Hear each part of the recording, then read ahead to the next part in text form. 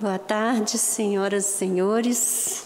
Gostaria de agradecer ao deputado Sérgio Majeski pela oportunidade de conversar um pouco com vocês sobre o projeto Residências Inclusivas. Eu gostaria de dizer antes que o Movimento Paz Espírito Santo é uma organização sem fins lucrativos, movida pelo trabalho voluntário, e nós temos, desde 2001, desenvolvido ações que têm o objetivo de contribuir para a implantação de uma cultura de paz na sociedade em que vivemos. A organização nasceu de um sonho idealista de cidadãos de Vitória que entenderam que nós vivemos num espaço belíssimo, pela natureza privilegiado, mas a sociedade dos homens ainda se constitui uma sociedade injusta e muitas vezes essa injustiça resulta em violência que nos agride a todos. Então a ideia é desenvolver ações pela paz. E o trabalho do Movimento Paz é um trabalho voluntário. A diretoria do Movimento Paz é voluntária. Todos os trabalhadores dessa organização oferecem seus potenciais, seus talentos, seu tempo ao desenvolvimento das ações de paz. E funciona assim: nós elaboramos projeto e buscamos parceiros que financiem os projetos. O dinheiro captado, ele é inteiramente empregado no objeto do projeto e nenhuma pessoa da diretoria da organização é remunerada. Nosso trabalho tem essa característica. Então, desde 2001, nós fazemos esse trabalho e desenvolvemos vários projetos. Um desses projetos é o projeto das residências inclusivas, que nasceu de uma preocupação muito grande de voluntários do Movimento Paz, quando iniciaram visitas à UNAED. A UNAED era uma unidade que acolhia pessoas com deficiência, era uma unidade acoplada ao complexo em que está também a UNES, a UNIP, a UFI, sob a coordenação do IASES, que é um instituto que trabalha com a ressocialização de pessoas, de jovens em conflito com a lei. Só que esses cidadãos da UNAED, eles não eram pessoas que tinham cometido qualquer tipo de infração. Eram pessoas que nasceram com deficiência e não tiveram uma família que pudesse desenvolver com eles uma ação consistente de desenvolvimento do seu potencial. Famílias desestruturadas, e alguns deles não têm referência de família, foram abandonados, às vezes num logradouro público, e foram acolhidos nessa unidade. Então a unidade se apresentava como celas, era a configuração de um presídio manicomial. Essa era a configuração da UNAED. Os indivíduos ali não tinham sequer camas quando nós começamos a visitar. Eles dormiam em colchonetes no chão. Não havia lençol, não havia travesseiro, não havia nenhum tipo de organização que pudesse dar a essas pessoas um sentido da sua própria individualidade, da sua cidadania. Eles viviam recolhidos em celas, e são pessoas que têm deficiências múltiplas, algumas com uma impossibilidade mesmo de movimentação, totalmente paralisadas, não falam, e outras já têm uma certa mobilidade. São graus diferenciados de limites que essas pessoas apresentavam. Então, eles eram distribuídos em alas, ala feminina, ala masculina e uma ala só daqueles acamados. Eram 59 nessa unidade. nós visitamos essas pessoas a partir de 2002, e quando chegou em 2007, nós recebemos um convite do próprio IASES para elaborarmos um projeto em favor dessas pessoas. E nós trabalhamos esse projeto por 5 anos, conversando com a equipe do IASES, até chegarmos à configuração de um projeto que atendesse à nossa idealização de possibilitar a essas pessoas a reinserção social. O nosso projeto não visava simplesmente abrigar pessoas, alimentar pessoas, não é exatamente assim. Nossa ideação era de um projeto que pudesse resgatar potencialidades dessas pessoas para que aqueles que tivessem condição pudessem voltar a viver normalmente na sociedade, porque foram acolhidos nessa unidade como crianças e alguns bebês, mas hoje são todos adultos, mas adultos com limites mentais fortes. Então, nossa ideação era devolver a eles um conceito de cidadania, o entendimento de si mesmos como pessoas viáveis. Pois o projeto começou a rodar especificamente, se iniciou em 2012. Em 2012 se instalaram 2 residências sob a nossa coordenação, com 10 pessoas numa unidade, 9 pessoas em outra unidade.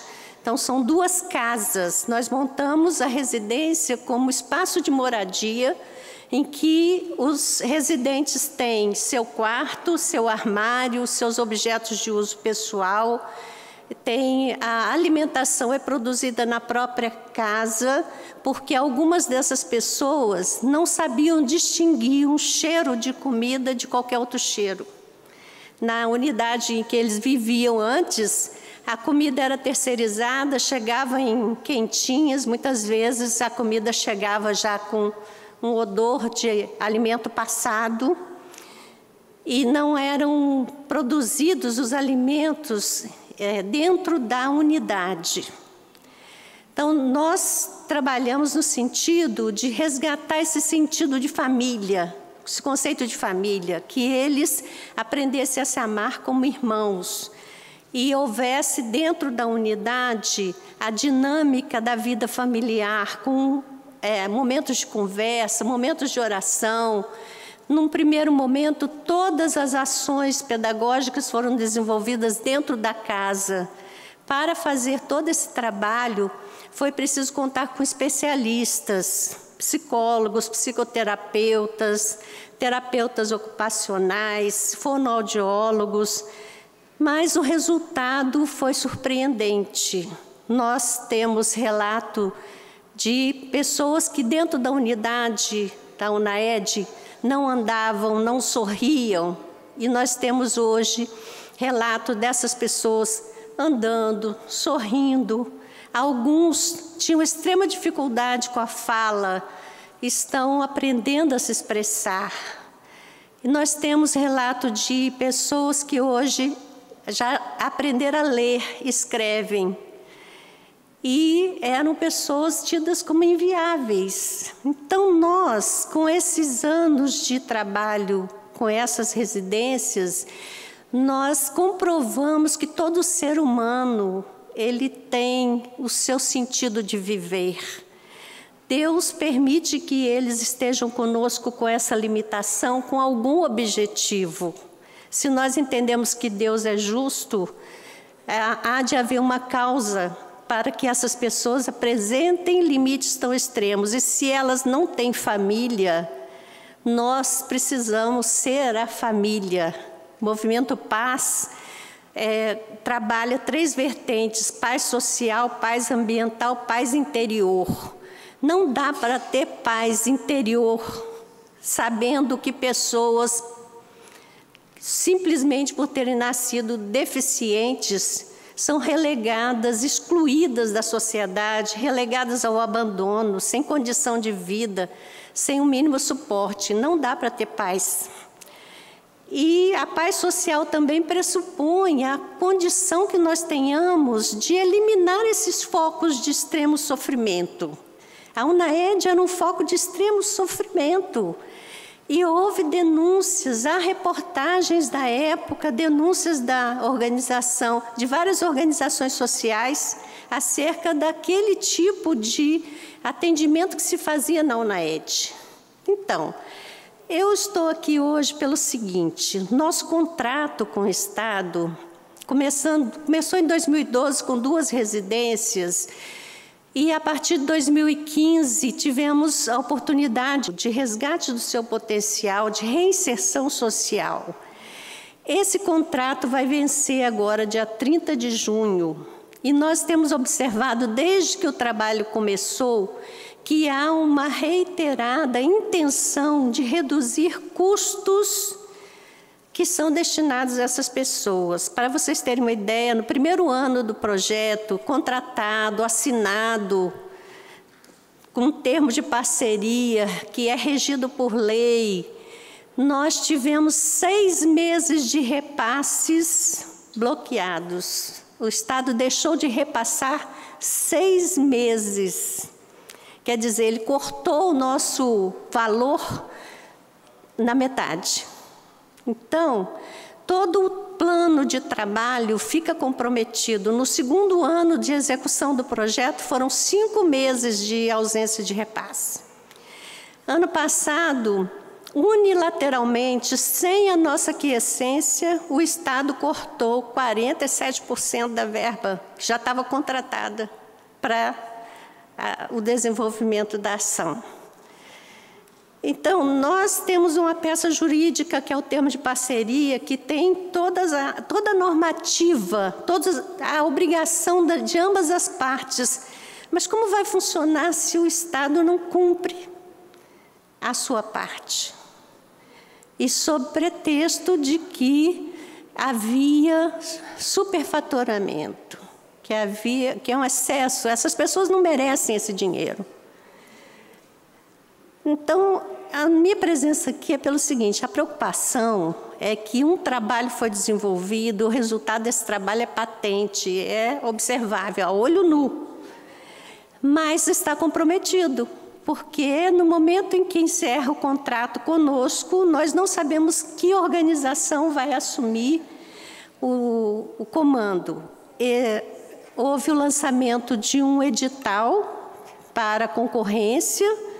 Esse edital foi impugnado pela OAB, pelo Conselho de Psicologia, pelo CONDEF, que é o Conselho da Pessoa com Deficiência, porque no edital havia uma redução considerável de valores.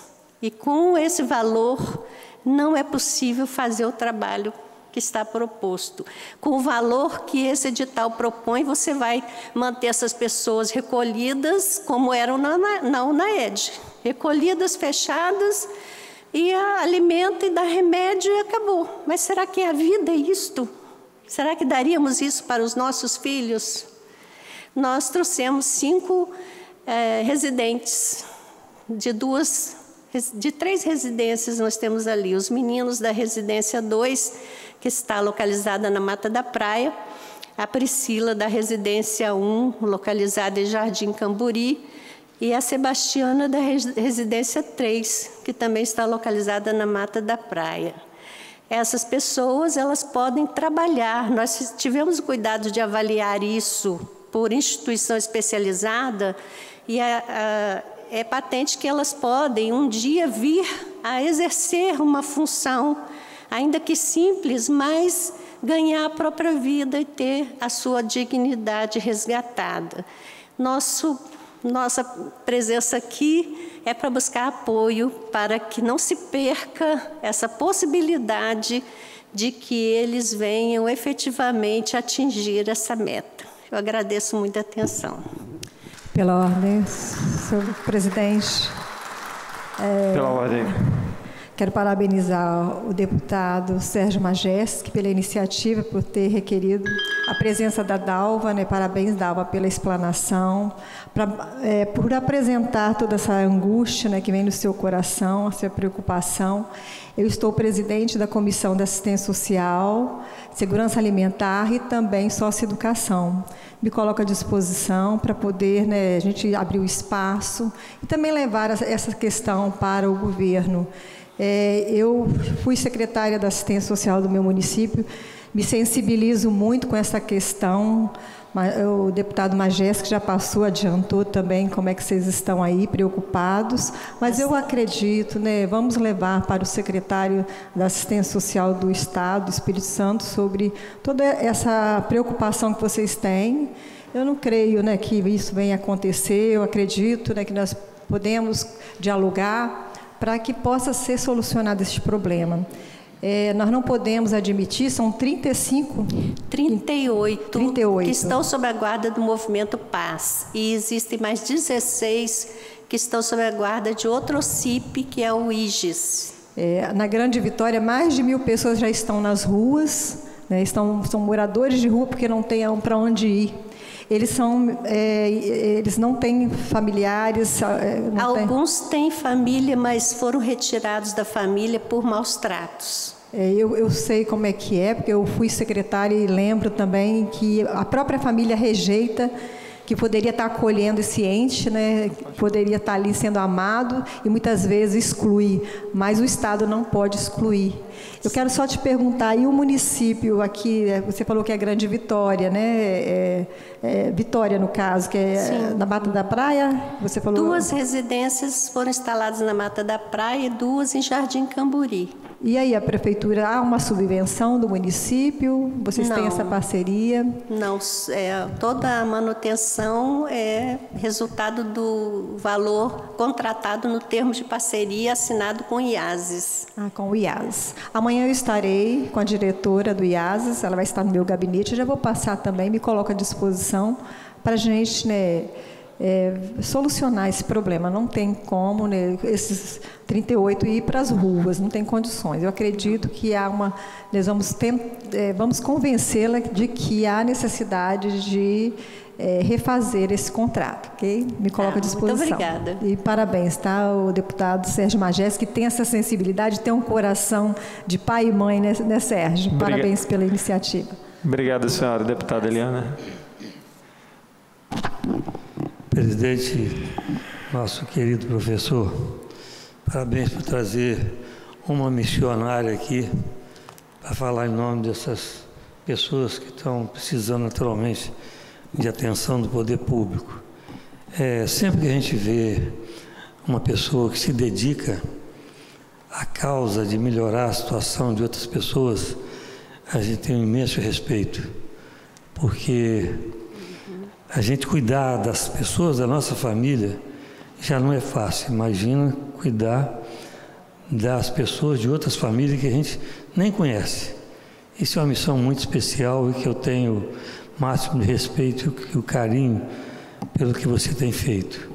Mas eu gostaria de dizer o seguinte: a Lei 13.019, que veio regulamentar, organizar todos esses projetos das OS, ou seja, dessas entidades, ela veio ao mesmo tempo que veio regulamentar, também veio prejudicar por um lado. Por quê? Ela veio organizar porque existia muito desfalque, desvio de verba. Nós tivemos aqui um exemplo terrível aqui da Profis, que cuidava de fenda palatina ou lábio leporino, que roubaram carro, roubaram tudo. E acabou aqui. Infelizmente, se não fosse o doutor Carlos Timóteo, lá do Hospital Meridional, junto com o doutor Benjamin, que é o diretor, que o ano passado, por exemplo, fizeram várias cirurgias de correção de lábio leporino e fenda palatina, não tinha mais nada.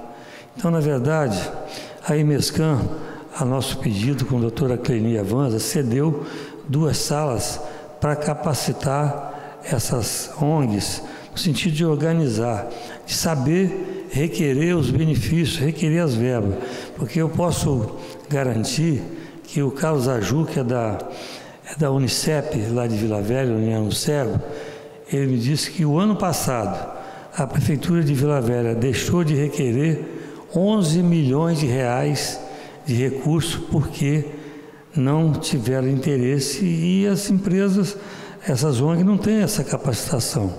Então, eu quero lembrar também que no dia 29 e 30 desse mês será realizado aqui em Vitória o primeiro Congresso Estadual do Terceiro Setor, organizado pela doutora Clenia Vanza, com a minha participação também, a nossa ajuda, a deputada Eliana Dadalto também. Ia ser nesse final de semana, não pôde ser, mas foi transferido para 29 e 30 de junho.